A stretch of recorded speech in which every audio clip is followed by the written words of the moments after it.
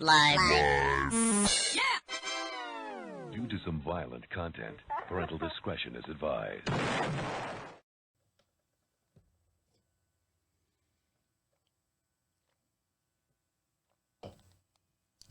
I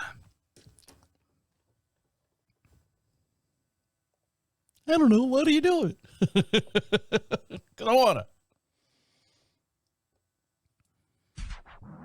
All right, here we go. Well, I don't know what this thing is. I think it's a strip show, dance show. Work there, dude. Welcome to DeaconLive. DeaconLive. Live.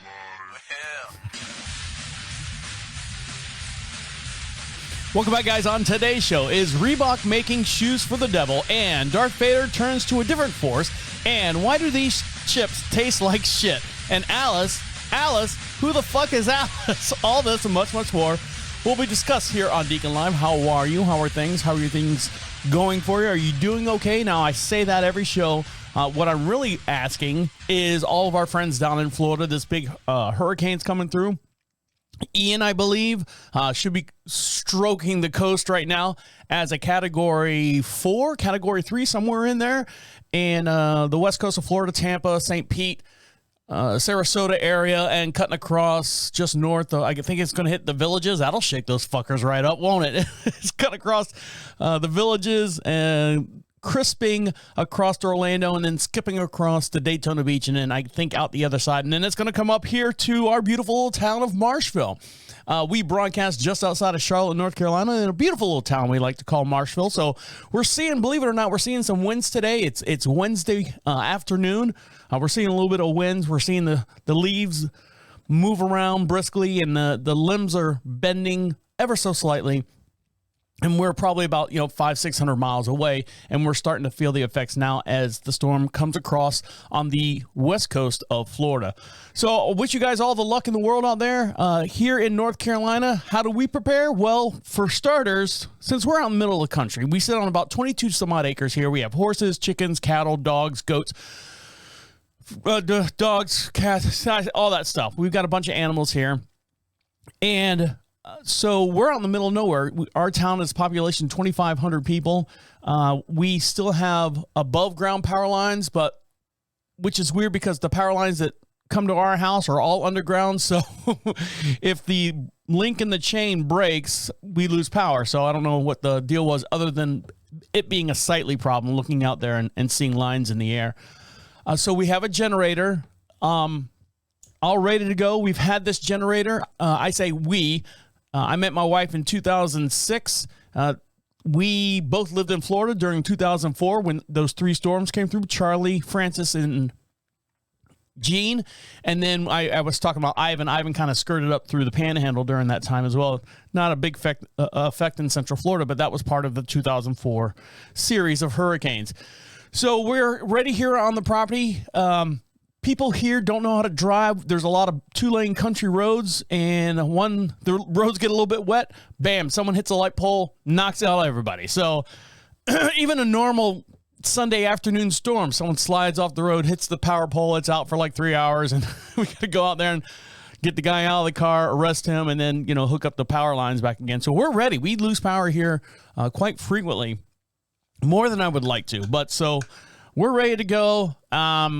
I got the power cords already set up. All you got to do is fire up the generator, plug everything in, and we're good to go here. So I know you guys are worried about us. The main thing that we're worried about here is here in North Carolina, our soil is not that sandy loam that you have down in Florida, where if you pour a cup of water on Florida soil, it soaks right in. And that's great. Here in the Carolinas, we've got that shale. We've got clay, quartz, a whole bunch of, it's just rock hard. I mean, you have to take a pickaxe to get anything to go into the soil. So what happens to all that water? Well, our property sits on about a 7-degree pitch towards the backside of the property. Yep. We get a little bit of mudslides, and I don't say like mudslides. We do get this. We'll probably get about 2 to 3 inches of water that'll funnel into a cove on our property and then run out the backside of the property. If you stand in it, I mean, it's you can get some white water going on out there. You could do some rafting. But yeah, our property, the water moves, and it moves quickly. So we have to watch all the trees and stuff that we have on the property. We have 2 dead trees that are probably, I don't know, 50, 60 feet tall. And they're big oaks that are dead. I mean, flat out dead. And normal storms come by. I'm like, God damn, that tree needs to fall so it can fall and we can be done with it, because it's in one of the pastures. It could hit the electric fence. I'm like, you know what? This is it. This is the storm that's going to knock these 2 trees down. So we'll see what happens there. If you guys have any cool pictures and stuff, you can email me at any time at deacon@profitradio.com. I'd like to see those pictures, and we'll put them up on the Facebook page. Make sure you follow us, and don't forget, for every podcast we do, we have a matching video as well. All right, now to me, my problems, right? I hold in my hand. My wife bought me this, I don't know how long ago, but this is the GoPro Hero 5. This is my second one, and the reason why I say this is my second one, the first one that we had, if you look underneath, there's your battery. This is your battery. If you're watching this on the video, this is the battery, and it slips right down into here. And on the side of that battery compartment is a little SD card holder. And you know what a little SD card is, a little 36 gig or whatever. You just slide that thing in there. You push it in there real nice and tight, and it records all your stuff on that. Everyone knows what an SD card is. If you're not, you're too old for this show or too young for this show. Unfortunately, there's a design flaw. GoPro has shown commercials where they take the GoPro and they slam it into the water, and they they show cars driving, I think commercials like basically get it wet, get it dirty, get it muddy, just get out there and shoot it. Like the camera. I don't know what the actual not shoot it, I guess, wouldn't be a good phrase for it, but get out there and capture it. And it shows all the rough housing and stuff that the GoPro cameras do. Now, don't get me wrong. These things, if you hold one in your hand, they're really, really heavy. They've got some weight to it. So there's some technology in this. And like I said, this is the GoPro Hero 5. It has the 1080 when it just came out for cameras. Now they got 4K, 5.3K, all these different things. Well, here's the thing. So when you slide the SD card in there, if you don't do it just right, it gets behind this little metal foil. And I'm looking down on the thing. This little metal foil, and that's in between the SD card holder and the battery. And when you put that in there, guess what happens? It dies. Completely shuts off. Shorts the whole thing out. So the first one I did, shoved it in there. Why won't this thing go in? You push it in, shuts off. Sent it to GoPro. They were real nice. It took us about a month and a half to get it. They sent us out a new one, said, all right, dummy, don't do it again. So I said, all right. So I had the GoPro camera and used it, and then ran out of uses for it. So just kind of sat up here in the studio. And I do another podcast called Equine Dynamics with Mike Stein. I am the host of the show. He is the professional of the show. It's all about equine and equine care. And I had the GoPro. I said, let's go get the GoPro camera. I had it on a tripod, and I said, let's take some pictures, some video of Mike working with one of our horses here on the property. So videotaped that, came back here to the studio, sat on the counter. The GoPro camera sat on here on the counter for a while. And then I said, you know what? I'm going to get the video off of there. So I pulled the SD card out and stick it in the computer. No video. I said, well, shoot, maybe it's stored on the internal storage on the camera, which doesn't have much anyways. So I go to put the SD card back into the slot, knowing already that slot is almost like a death trap if I don't get it lined up just right. Sure enough, Monday afternoon, put the thing in there.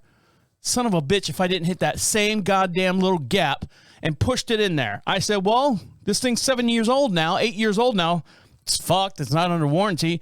So I got myself a pair of needle nose pliers and had at it. I'm like, I got to get this SD card out because I had pictures on it for my wife.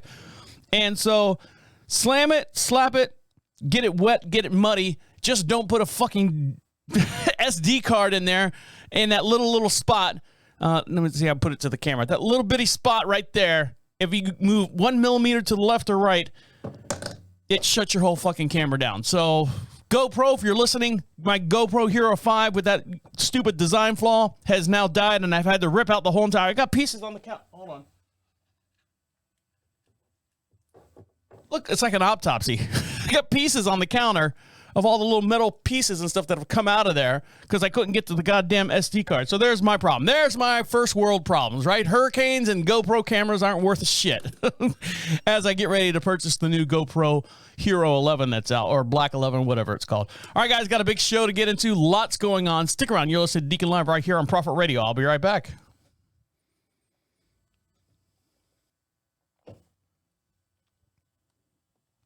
Welcome back to Deacon Live. This segment's brought to you by MedicinalTechnologies.com, makers of Endo Oil, all organic, used for joint pains and inflammation and muscle pains as well.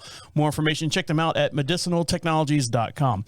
Now, they're saying that millennials right now are having less sex than their predecessors. When I say your predecessors, people like me. They're saying that, they're having the most freakiest sex, but not the most sex in general. Now, from the file of, did we really need this product? A company by the name of Chazz, Chazz, has launched a vagina-flavored chip so millennials can get more, quote-unquote, laid. Yes, I know. Potato chips that are, quote-unquote, pussy-flavored. So, I don't know how they got it. And, everyone is different. Male and female, everybody is different. It depends on your diet, depends on your toiletry habits. It depends on a lot of things. So let's get into the article and find out what Chazz is doing. If you can't get enough in the sack, they can get enough in a snack, is what they're saying over at Chazz, a chick company that purports and caters to sex-starved 30-something-year-olds, boast a new flavor that supposedly tastes like a woman's vagina. After tasting it, you will remember your wildest love adventures, your first real love, and maybe even those you oral virginitalized. Something like that. Made-up word for this article. This is a Lithuanian-based creators of a private parroting potato chip. All right. Dubbed pussy-flavored potato chips, the kinky creations are inspired by purported generation-wide sex drought among millennials who allege prefer pursuing social media than getting saucy in the sack. According to several past years' research studies, data around the world that millennia has 3 times less sex as their parents of the same age. So there you go. That was what I was saying there. First of all, a Lithuanian company is coming out with a potato chip that tastes like vagina. Are they going by American or are they going by Lithuanian people? Like I said, everyone's different. So in order to condense this sex experience into a 2D chip form, Chazz reportedly selected 5 bravest and most experienced team members, boys and girls, and sent them out on an individual mission to gather the most private part approximating flavors. At the time, the other colleagues were Googling in forums, commenting, and found dozens of opinions from what the vagina tastes like and associates with. The food pornographers wrote their raunchy recon missions after summing up all the results, agreeing that the essential sensations of this taste and the additional notes, we formed a task and sent it to 3 huge EU manufacturers of spices. So here they go. This is the results. The reflect taste as close as possible per the site. So let's see. Does it say what's in it? No. They don't. They don't want you to, they don't, because there's a lot of jokes there. There's a lot of jokes there. I'm not going to say them on the air because I might offend some people. And some people, the jokes are flying in their head. So there you go. Chazz has come up with a vagina-tasting potato chip. Why the potato chip, though? Why wouldn't you go with something else? Why wouldn't you go like a butter spread? As I said it, I caught myself going, gross. So there you go. Chaz, CHAZZ, has come out with a vagina tasting chip. Your vagina, I don't know. My vagina, I don't know either, but I'm not tasting them. This potato chip tastes like shit. Oh, you've got the wrong side of the bag. You opened it upside down.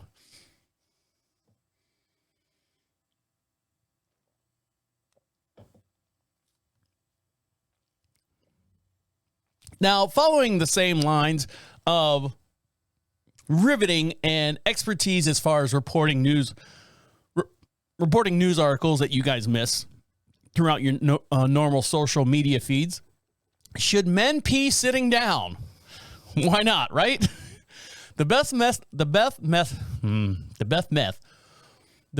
method of taking a leak is subject to a debate among people with penises. Sitting, standing, squatting.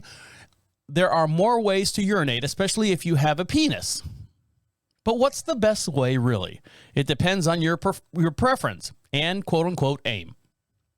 But sitting down to pee has been found to have medical benefits for certain people, according to a 2014 study.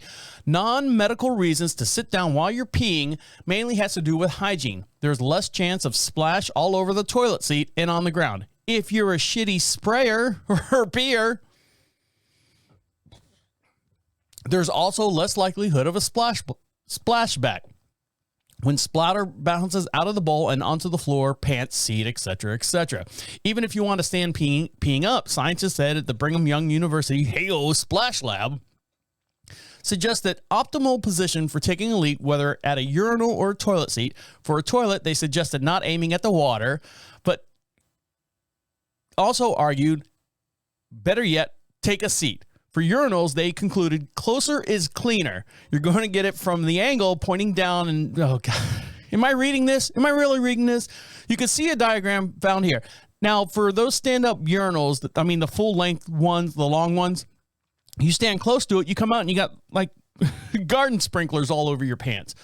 So if you want to see this picture that I'm showing right here, don't forget for every podcast we have a matching video as well, and I'm switching screens here. Hi, camera 4, so we can see this actual diagram. Oh, it's a little cartoon. For the toilet, don't aim at the water. Liquid on liquid collisions create a bigger splash than liquid on solid. Point towards the side of the porcelain and pee off the little shit turd you got back there going on. For a urinal, closer is cleaner.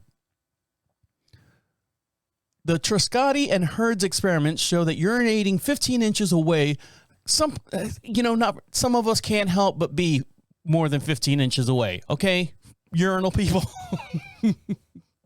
There's a joke in there. Go ahead and run with it.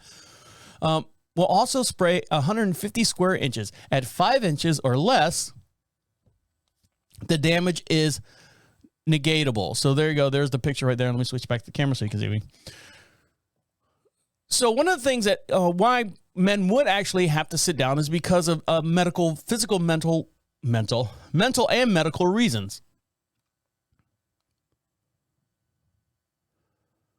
Men may start peeing sitting down if their prostates are enlarged and need to help relax their pelvic muscles in order to help them, quote unquote, push the urine out. Also, standing to pee isn't always an option for people with disabilities, older men, and men who are also trans. Ultimately, there isn't just one medical preferably way to do it, but certainly is several ways to make it less messy. All right, guys. If I haven't lost you yet, don't worry. Stick around. I'll lose you here in a little bit. Reebok's come out with some shoes made straight for Satan. Stick around. You're listening to Deacon Live right here on Prophet Radio. I'll be right back.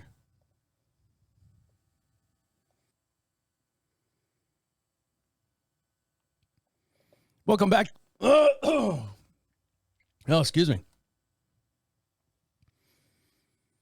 Welcome back to Deacon Live. Check out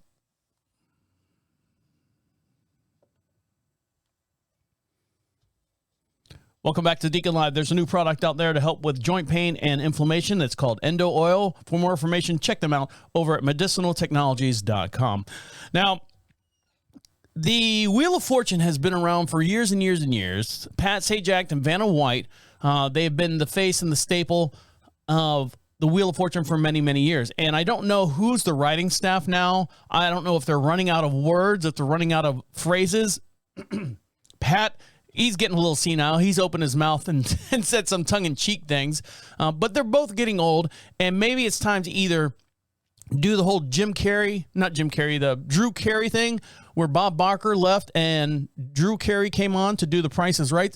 Maybe it's time to move out Pat Sajak, and not necessarily Vanna White did anything, but, one goes with the other. Again, well, they didn't, let's see, how do I word this so where it's, you can make anything bad. This girl who had no legs was able to run a marathon. She did great. all from the seat of her wheelchair. And you're like, clapping your hands. Oh my God, that's great. And someone out there will go, it's called a marathon for fucking running. Why is she using, her arms or, whatever. And someone will have something bad to say about everything. Now, if you didn't know this at the time, there is another generation out there that has missed a whole world of things that were normally accepted and not anymore. And when I say that, it's stuff that's come up through from slavery, and then, God damn it, and then just lingos and products and things that we have. I mean, Christ, we took Aunt Jemima off the goddamn syrup label because they felt that her image was taken advantage of by I think General Mills was doing that, and they're like, no, we can't have that. But yet you yell out there, people yell out there all the time from both sides, whether you're white or black, that we need change. We need to do this whole, we need to come together and do all this stuff. Dave Chappelle, in his last comedy special, one of his last comedy specials, was talking about the black people, how much they envy the LGBTQ community because they have made so much stride forward than the black community has. Now, I don't know why that is. I don't know if because most of your LGBT community is white. I don't know if you can put that label on those people, on that group of people, and say that that's the reason why they were able to achieve and do things, or whatever the case may be. So I digress a little bit, but what I'm getting at is, God damn it. Wheel of Fortune is televising racist puzzles now. Of course, you throw that out there and everyone's, oh my God, that's so racist. So Wheel of Fortune had a category called Rhyme Time. And the category featured under this answer turned out to be Eeny, Meeny, Miny, Mo, Catch a Tiger by the Toe. And the person got it right, and everyone clapped, and, all love was shared across the world, and Pat Sajak and Vanna White high-fived each other, and look, hey, we got away with this racist slogan on the air. No, it's not a racist slogan. But yes, many, many, many, many, many years ago, it was, they used the N-word instead of tiger. But if I didn't say that to you, you would have no idea. Yes, I would not want to catch a tiger by the toe. I would not want to, pull them and have them squeal and all that stuff. The dark nursery rhyme has racist origins, with the word tiger was swapped out for the N-word. It didn't take long for Twitter users, of course, those people, that group of losers over there, to call out the disturbing episode in an immoral Wheel of Fortune to tell them to do better.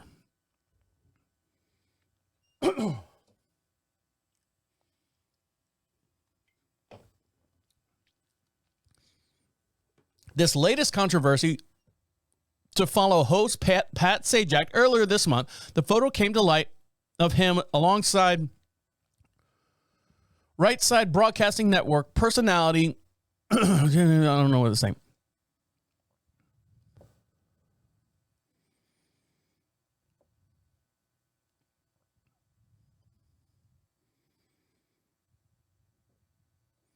All right, they were going into something else that happened behind the scenes, but nothing to deal with this. So they're saying that this phrase is racist. No, it's not. This is part of the change. This is what you don't understand. People on Twitter, whether you're white or black, this is part of the change. We didn't say the N-word up there. We changed it to make it more suitable. Now you're like, oh, I want the N-word in there because that's our heritage. That's all this other stuff. You can't have it both ways. I'm sorry. You can't have it both ways, but that's what's happening over at Wheel of Fortune. I don't know. Is that a dying show right there, Wheel of Fortune. Does anyone play that anymore? Does anyone watch live TV anymore? I don't know. But this mom right here, Disney World. Now, Disney World in Orlando, Florida. I was born in Orlando, Florida, born and raised. And Disney World was always, relatives coming to town. Let's go to Disney. No. I'll get you through the front gate, and then I'm going back home. Because we had the Florida discounts. Yes, I like 6 Florida discounts. And then, you let your family go in, then you go back home and wait for them to show up, sunburned and tired. And, the Tomorrowland, it was the Tomorrowland of, 1999. It's not today's Tomorrowland. Oh, look, a TV on the wall.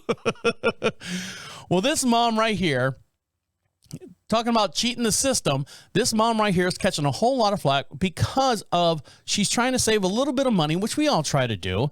And Disney's prices, I don't know, what's a one-day theme park for a child? Like $140 or something stupid like that? Any child under the age of 12, let them in for free. You know why? Because you're going to spend probably 2 times as much on merchandise and food and all that other stuff. You want to squeeze out another $140 on a child under the age of 12 that's not going to remember half this stuff because most of the time they don't have any kind of video or stuff for them to go back and look at other than the photos and pictures that they have on mommy and daddy's camera or the GoPro camera if it works. But I want you to see this video right here. Essentially, it's just two moms. I say 2 moms, 2 girls, gals, and they have a baby stroller. And in the stroller, they've got the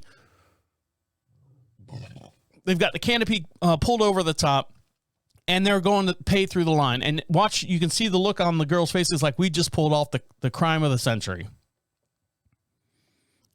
So check this out. Don't forget, for your podcast, we do have a matching video as well. Make sure you go over to YouTube and like us and subscribe to us as well. So here we go. Turn this up so everyone can hear it. No. They're going to know. Nobody's going to know. They're going to know. So the little girl's sitting in there, and she's like pretending to suck her thumb. You can't really see her as much. So there they go. They push her, and they get her into the park, and then they pull the girl out of the baby carriage. Now, the baby, I don't know what the rules are. I think 6 and under or something like that. This girl is easily 8 years old. Oh, my God. She's about, let me pause this for a minute.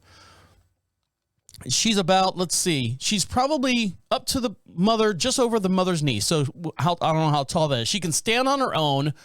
She's dressed in a full Elsa gown, Elsa dress. So she understands that, this is a character here at Disney World. And so they pull the child out, put her on the concrete. Guess what, kid? It's walking all day for you. This stroller is not going to happen. And I think they got rid of strollers too at Disney parks. So they were just hiding the kid. Our parents used to do it too when we went to drive-in movies. What are drive-in movies? Anything like that. Everyone tries to get in, car full of people, trunk full of people as well, trying to get into those movies. Now, something else that Disney is doing and removing or trying to get rid of is the paper maps. When you check in or you get your tickets, I don't even think they have tickets anymore. You can do it on your phone, right? You have the little the QR code on your phone. Here's my ticket, or here's my thing on my phone. Scan the phone. Everyone is allowed inside. I believe so. I don't know. It's been years since I've been there. But right now they're getting rid of the paper maps, or the paper brochure is coming to be part of the path. So part of the past. If you've grown up around the Disney parks, you've likely, let me switch cameras back. You've likely seen the brochure at times that shows the map with all the list of attractions, offering an event calendar, and so on and so forth. While Disney World resort theme parks include Magic Kingdom, Disney's Animal Kingdom, Disney's Hollywood Studios, used to be called MGM, by the way, and Epcot, as well as Disneyland Resorts and so on and so forth, these maps have access for all different languages at the point of entry at the theme parks. However, one Disney park is reportedly removing these completely. And of course, the article is written in Spanish. A sign with a QR code reads, "To make the most of your time, we invite you to download the official Disneyland Paris free mobile app." So they're doing this in Paris right now. I could see that because the rules are a little bit strict over there in Europe. Some of their stuff, they're on point what they're doing. Some of their stuff, you're like going, that's communism.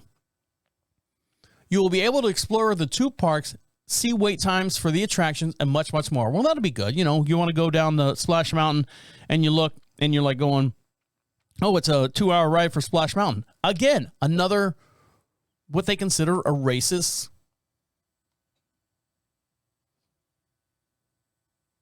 a story that's been based in racism. It was the Splash Mountain theme park with Brer Rabbit. Disneyland Paris is currently in the midst of a 30th anniversary celebration, and celebrates include exclusive merchandise, food offering, and more entertainments. So what they're doing is they're saying, hey, download this app. Here's a QR code. We're going to follow your every move. That's what they're doing. That's all they're doing. And who cares? Let them do it. You're in their theme park. Let them track you so they can at least serve you better. If they can follow my footsteps in the park and figure out how to make these wait lines less than 2 hours long, then yeah, go ahead. Chip me while I'm in there. So you can follow me and let's get this stuff done. All right, guys, when we come back, Reebok's making some devil shoes, and a couple old guys in Central Park in New York City are yelling with blowhorns, and find out what they're yelling about when we come back. Stick around. You're listening to Deacon Live right here on Prophet Radio. I'll be right back.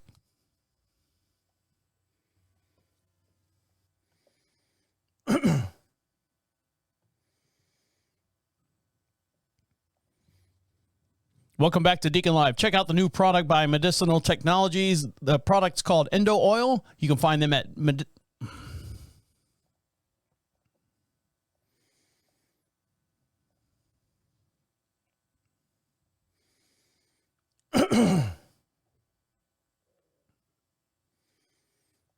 Welcome back to Deacon Live. Check out the new product by medicinaltechnologies.com called Endo Oil. So if you have back pain or anything like that, check them out for more information at medicinaltechnologies.com.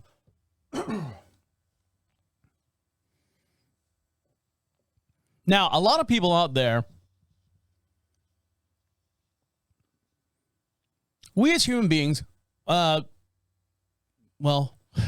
on the last couple of stories, we can find racism in just about everything. We can also, a certain group of people also find Satanism or devil worship in certain things as well, when it's not really there. But I don't know. These new shoes by Reebok, have you seen them yet? They are weird. I don't know. I thought tennis shoes were supposed to be somewhat, or athletic shoes, sneakers, whatever you want to call them. They're a sports shoe. Shouldn't it be somewhat usable at the same time? Religious group claims that Reebok's shoes are satanic. A religious group is warning the public to beware of Reebok's newest shoe style, which features a very unique design. Apparently, the $600 shoes are satanic. I'm going to show you the picture here in just one sec. The shoe in question is the Reebok X Mason Margiela Tabi de Corti Low. A collaboration between shoemaker and a French fashion house. The shoe features a toe area that is split into two halves. All right, so when you hear that, what do you think? Let me switch cameras, camera 4, so you can see it. So the shoe has a split in the middle of it, probably a 2 or 3 inch split right in the middle of the toe of the shoe. Well, if you ask some, God damn. If you ask some religious groups, and if they go word for word in the Bible, you should not eat anything that has a cloven hoof. So that eliminates a lot of products. That's why a lot of people, a lot of Judaism people who practice Judaism don't eat pork, because they said that any animal with a cloven foot is based on the devil. So Reebok now has these new cloven hoofs shoes looking things. I don't know. They're not that bad. Well, they're not ugly. They just look like someone took a skill saw and just ran it right down the middle of the tennis shoe. And this little girl's sitting on some kind of beanbag chair with her shoes on. Camera 1 back on me. The Remnants, a Christian sect that maintains a Facebook page called Prophecy News, nothing to deal with Prophet Radio, believe me. We're on the other side of that field. Claims that the shoe intentionally is meant to look like a hoof. Yes, that's what they exactly do. How can we piss off a lot of Christians out there? Yeah, I don't know. We make a shoe look like a hoof. No, they're fine with stripper dancer shoes that, girls have daddy issues that are dancing up on poles with these big old shoes and stuff. They're not worried about that. They don't want to attack that issue because that's a way bigger box that they don't want to open up and drag around. We'll just deal with these hoof-like shoes that Reebok's that doesn't affect anybody. Reebok shoes have this goat feet look to them. The rulers of this world show more and more openly that they are clearly who they worship. Make sure you open your eyes and don't be caught up in their rituals, the post on Facebook says. A fashion website, High Snobbery, offered a slightly artistic explanation for the design. It's merging of a signature style from both brands, Reebok Classic leather and the Mason Margiela's Tabby split toe. So there you go. In addition to the split toe, the design creates a cutaway leather panels Reebok calls a ode to the history of innovation. Inspired by decor and deconstruction of the shoe's core structure, the cutaway leather panels create a modern cage-like form. Those shoes retail for $595 or $600. Reebok introduced the shoes back in January. It was not clear why this religious group is just now taking a stance on the footwear. Now, I know for all you sneakerheads out there, sneaker pimps, if you've got a pair of those shoes, I'd like to see it. And the way you do that is to go over to profitradio.com and email me, deacon@profitradio.com, and I'd like to see that picture. I think they're pretty cool. And while you're over there, you want to get something for free. Of course, everyone wants something for free. Click on the free swag section, and we'll send you out some magnets, some stickers, and all that stuff. And don't forget, we'd like to hear from you as well, verbally hear from you as well. And the way you do that is open up the Be Heard section, put a microphone right on wherever you're listening to us at, speak right into it, and it comes right to our inbox, and we'll play that voicemail, and we'll play your message right here on the very next podcast as well. Now,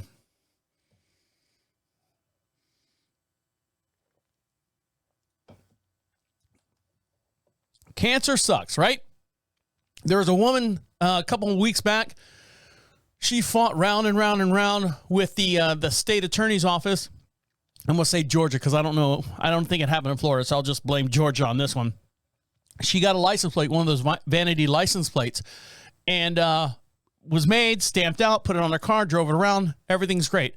Cop saw it, pulled her over, said that vanity plate is bad. It's not satanic. It's just bad. It's foul language.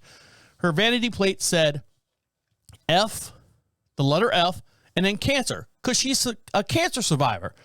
So the cop gave her a ticket, said, you need to pull this off your thing. She's like, no, this stands for fight cancer. You're the one with the dirty mind putting the word fuck in front of it, just because you've seen that a million times. That's kind of the way. That's the way I approach things. Whatever, I can put something out there simple, and if you make it racist or devilish or something like that, that's on you. That's the way. That's where your mind goes, because that's the way your mind is trained. Now, back to the cancer issue. I was talking to my wife.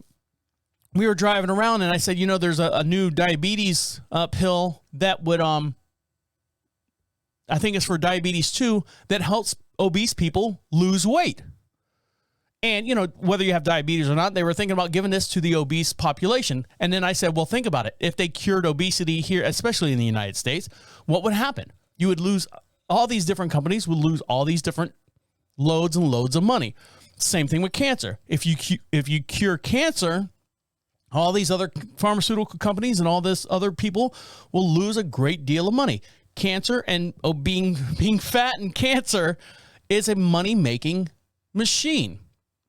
But there are still companies out there that are drudging through the fields and trying to get this fixed, because cancer kills a lot. Fuck cancer, right? Genetic modified herpes. Well, one scientist, one study group, let's see, where are they at? Researchers in London have now figured out another way to help with certain types of cancer. Genetically modified herpesvirus shows promises in killing advanced cancer, studies say. Researchers say genetically modified herpesvirus is showing promise in fighting against a range of advanced cancers in early trial studies. A team from the Institute of Cancer Research in London and the Royal Marsden Foundation Trust said that the virus RP2 proved to be effective in quarter of the patients taking it as an experiment. The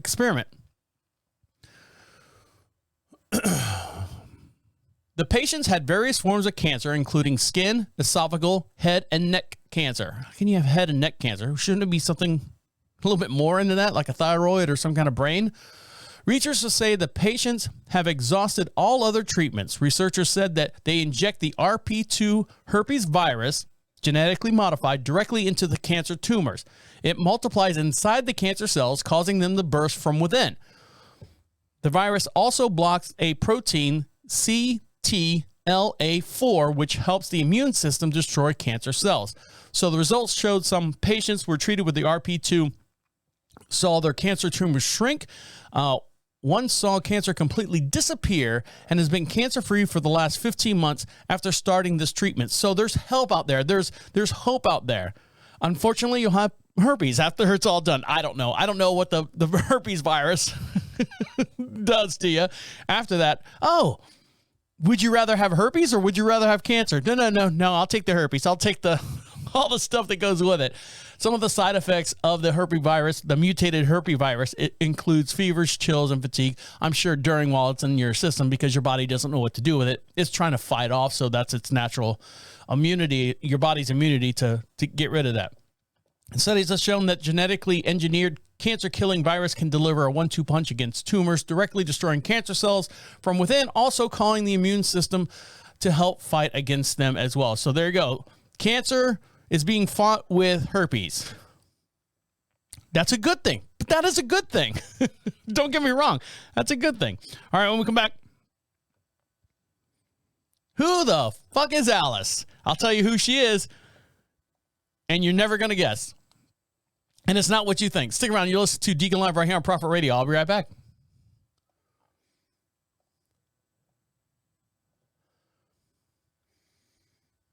Medicinal technologies. Welcome back to Deacon. Welcome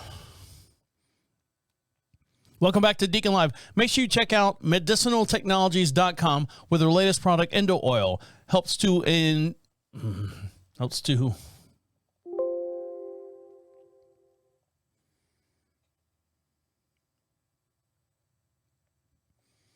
Welcome back to Deacon Live.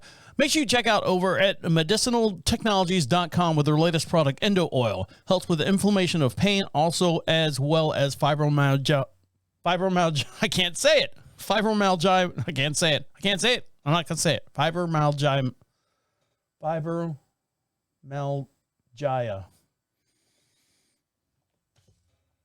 Can't say it, so I'm not going to say it.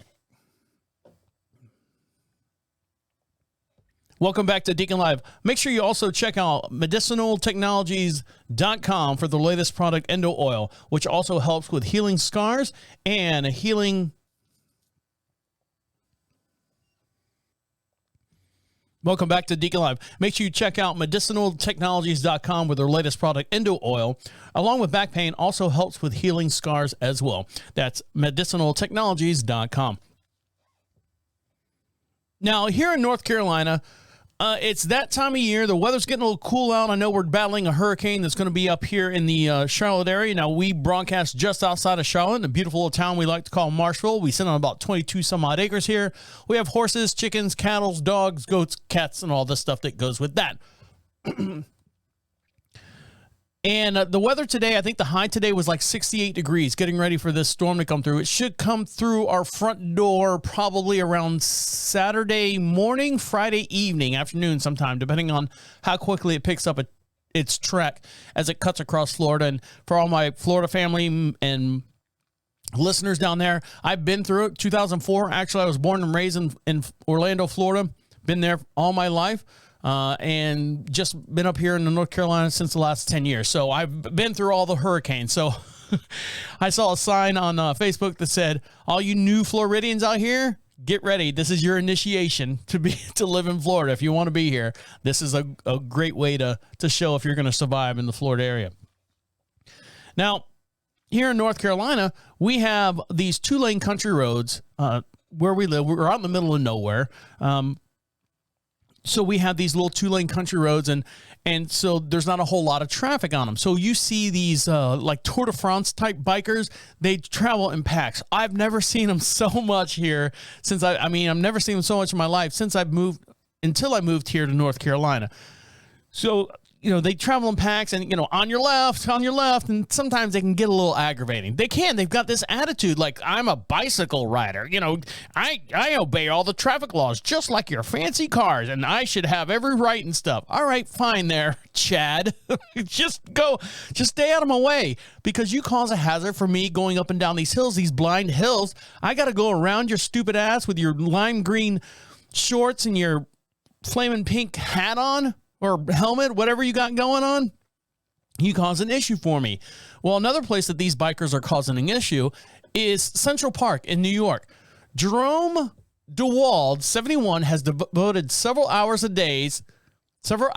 every day since May, trolling speeding, red light blowing cyclists at deadly park intersections, using a radar device to track their speed and a bullhorn to try to shame them into slowing down. So this guy, he's got a little blowhorn out there, and I guess all these quote unquote bicycle Tour de France type riders that we see here in North Carolina, they are, hey, we're part of the law, or we're part of the road. We need to do this, but they're blowing through like red lights and stuff and causing problems. So good old Jerome here.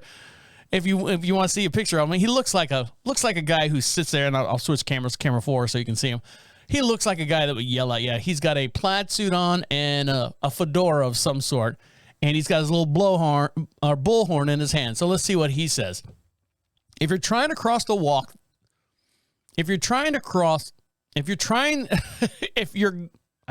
I say that? If you're in the crosswalk, and these Tour de France guys, this is him talking, come flying through, they can call you an asshole, but by the time you say it back to them, they're already 40 feet down the road. A bullhorn solves that problem. I had just a few guys the other day assault me. One guy threw a bottle at me. One guy slapped the horn out of my hand. Oh, poor Jerome. He's getting the shit beat out of him, all these biker guys. You thought the Hells Angels and all them were bad. Biker guys on the Schwinns and the Treks and stuff are even worse. They don't kill and murder people, but for the most part, they're just as bad, aren't they? They're just as bad.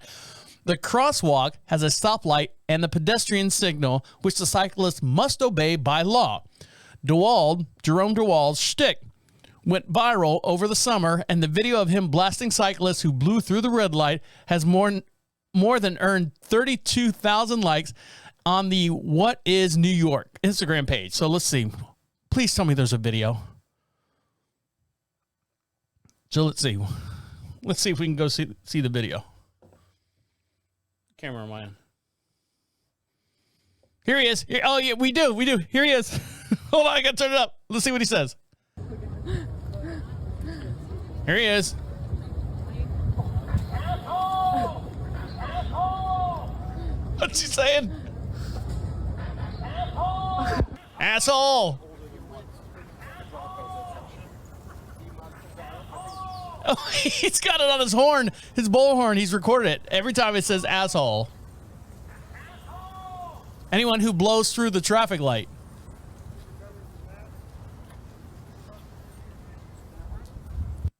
Asshole! Asshole! Because they're blowing through the pedestrian walk sign. So he's got a blowhorn already saying asshole. So there's Jerome. He's just out there, and he's 71 years old. He can't spin around as fast as, on your left. By the time it hits his hearing aid and he spins around, like he said, the guy's 40 feet down in front of him already. But what if he was to turn and step in front of the biker guy? Stupid biker guys. Well, at least they're trying to save the planet. Or are they? Now, this company right now out of Texas, I'm sorry, not Texas State, Moses Lake, Washington. History was made when the world's first all-electric commuter aircraft graces the skyline around the Moses Lake earlier this past Tuesday morning. We shared the story this last summer when the development and production were on their way. Well, right now, they're getting out in the air and flying around. So let's see. Again, you want to see this video, make sure for every podcast we do, we have a matching video as well. Make sure you like and subscribe to us over at YouTube. And while you're over at Prophet Radio, get yourself some free stuff and do all that stuff that links us to you and you to us as well. So here we go. I'm going to blow this up so we can all see it. We can all be friends. Camera 4, here we go. Story in the making. The world's first all-electric commuter aircraft took to the skies over Washington today. We first shared this story with you last summer when development and production were still underway. KIRO 7's Braceda Holgan has more on today's successful maiden flight. It's no surprise this happened here. Washington State is a pioneer in aeronautics. Now get this, that electric aircraft has similar technology to an electric car. Today's first test flight actually happened over in central Washington, marking the beginning. Now, it's not a drone. It looks like a private jet. So it's not like a big, huge commercial like 727 or anything like that. This looks like maybe I don't know, like a private jet. Like it's got 6 windows on the side. You know what I mean? That type size. This morning, aviation made history as Alice, the first all-electric aircraft, successfully flew around Moses Lake. The feeling here is electric. We're absolutely excited about what we've just done by flying Alice successfully for the first time. Gregory Davis, president and CEO of Eviation, based out of Arlington, says the plane is built to carry 9 passengers and 1 or 2 pilots, but it will be some time before commercial flights take place. In terms of time to market, the main thing that's going to gate us is the development of the battery technology. We foresee battery technology coming online to power our airplane and the mission profiles we want by 2027. Davis says they are still in the multi-year process of getting the aircraft certified by the FAA. He says 50% of all domestic general aviation flights are 500 nautical. It's a prop plane. It's a prop plane that's running off batteries. General aviation flights are 500 nautical miles or less. Alice has a range of 440 nautical miles, meaning typically speaking, you're going to fly for 1 to 2 hours in a plane like this, right? It's maybe a little less even. So that's 150 to 250 miles, and that's where we're looking at bringing our product to market. With this test flight having gone smooth, Davis says they will now focus on reviewing data and see how well that matched their models. Braceda Holgan, KIRO 7 News. So they say one of the things that they have with this plane, thank you very much there, Colorado News. One of the things that they have is the batteries in the plane itself weigh 8,000 pounds. Now, not a commercial jetliner, but a private plane like this seats 9 people plus 2 pilot, co-pilot or something like that. So that's 11 people. And it says a range of like 150 to 250 miles. So for those of you, because I was born and raised in Florida and I can go maps from there. So you're saying that I can go from Orlando to Jacksonville in a couple hours. If you can make that flight less than $50, I know the price is not available there yet, but if you can do that price in less than $50, that's fine. That's great. Get me there, $50. I don't have to, I'm talking round trip ticket now. Not talking just one-way flight.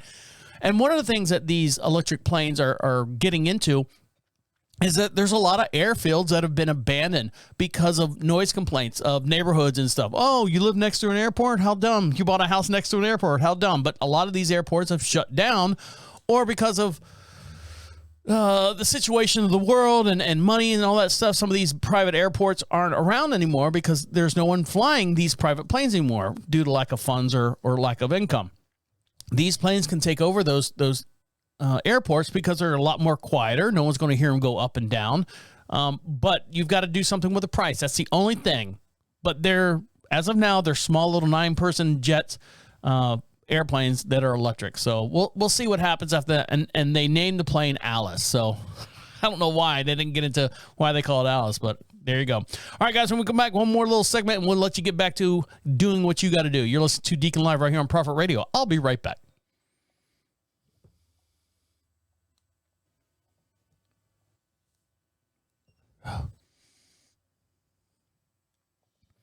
Welcome back to Deacon Live. This segment's brought to you by medicinaltechnologies.com with their latest product, Indo Oil, and a bunch of other different products over there as well. So check them out for more information. That's medicinaltechnologies.com.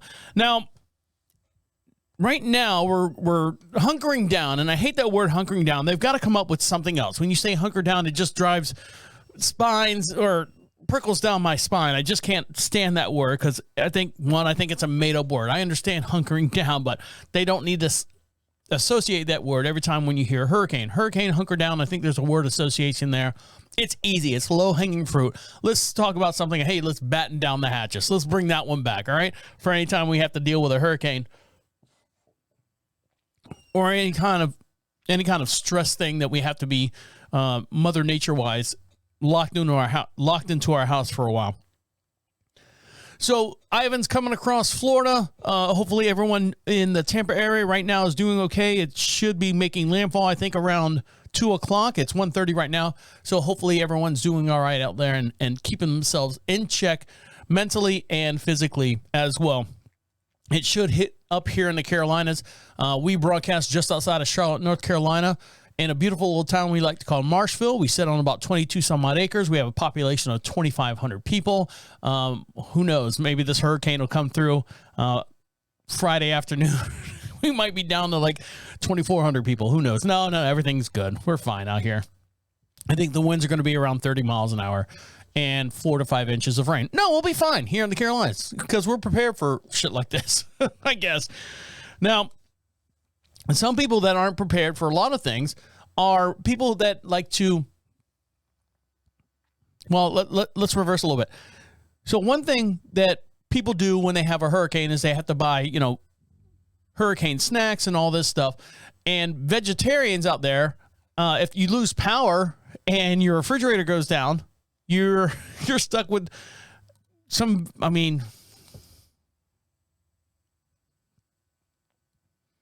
well, let's do it this way because I'm running out of ideas here.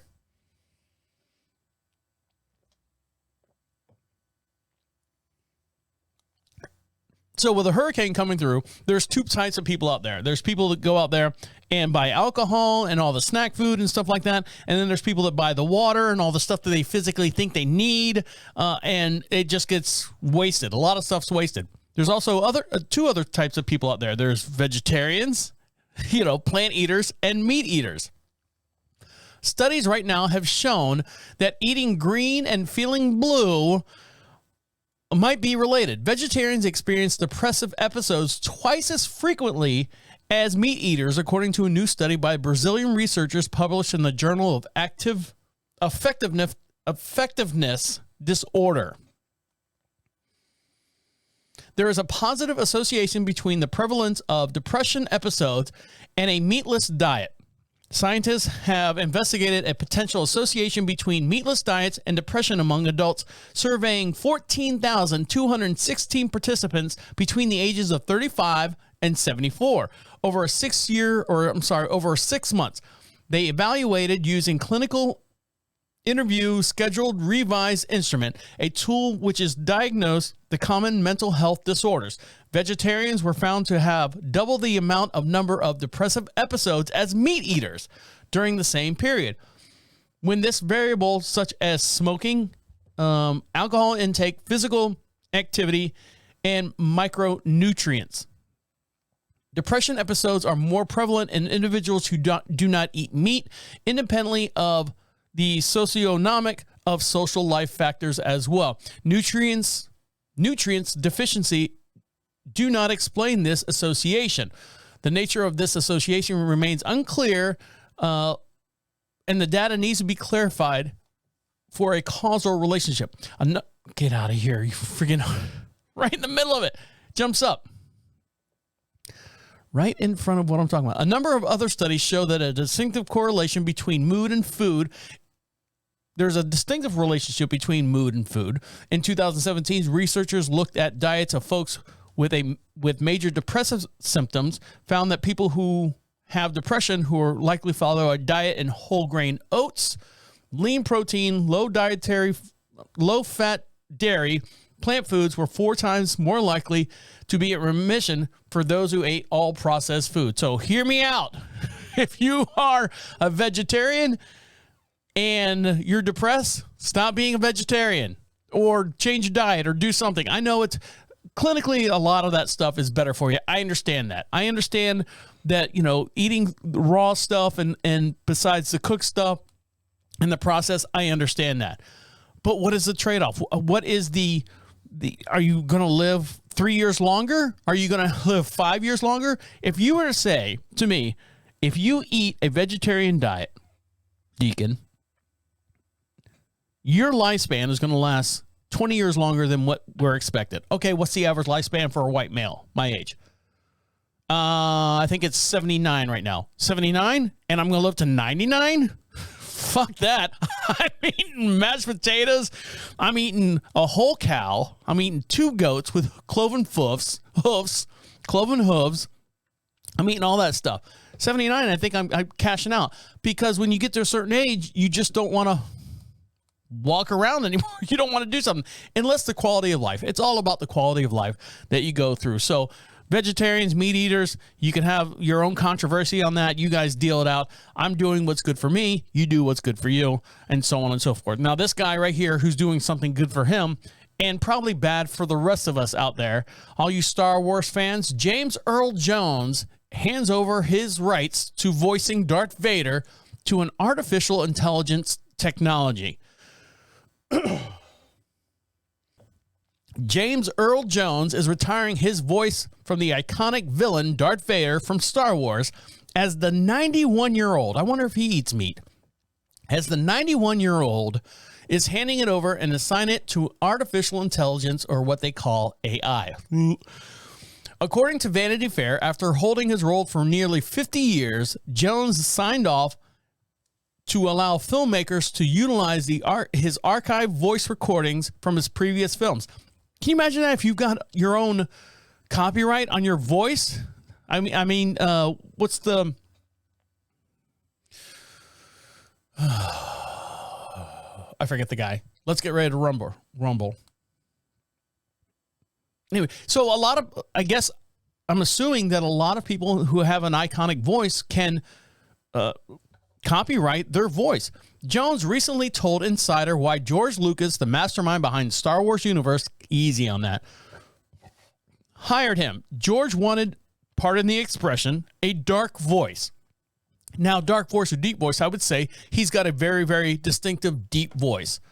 The actor said he hired a guy born in Mississippi, raised in Michigan, who stutters. And that voice was me. This is James Earl Jones talking. I lucked out from all the so-called handicaps for jobs that paid $7,000, and I thought it was good money at the time. I got to be a voice in a movie before voice acting was even a thing. Matthew Wood, a Lucasfilm veteran of 32 years, spoke with the actor and plans to move on from his role. He had mentioned that he was looking to wind down his particular character, so we would now have to move forward. He's 91.